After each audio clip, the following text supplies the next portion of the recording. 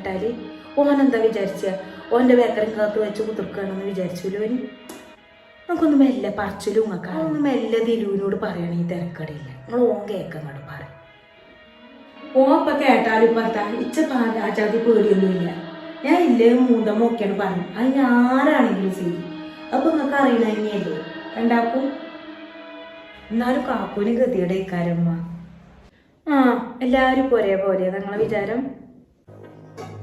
അല്ലെ ഇപ്പൊ അതൊക്കെ ഞാൻ പറഞ്ഞു തന്നിട്ട് വാങ്ങും.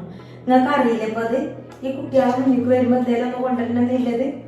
വായിക്കപ്പൊരു മിച്ചറൊക്കെ ആയിട്ട് നിങ്ങൾക്ക് തിന്നാൻ വെക്കും. എത്തപ്പോ കാട്ടിനഞ്ഞ് വരുമ്പോ കൊണ്ടുവരാം. താത്ത കുട്ടികൾക്ക് മുട്ടായി ഒന്നും കൊണ്ടുവരായിട്ട് കാക്കൂനെ ഭയങ്കര ഗതികേടുണ്ട് കേട്ടോ. പിന്നെ അങ്ങനെയൊക്കെ ആയതുകൊണ്ടാണ്. കുട്ടികൾ മുട്ടായിയാണ് ആൾക്കാർ പൊടിയുണ്ട്. ഒരു ആവശ്യമില്ല മുട്ടായി. അതിൻ്റെ അപ്പുറമൊക്കെ ഞാൻ എന്താണ് അളിയാക്കി വാങ്ങി കൊടുക്കലുണ്ട്.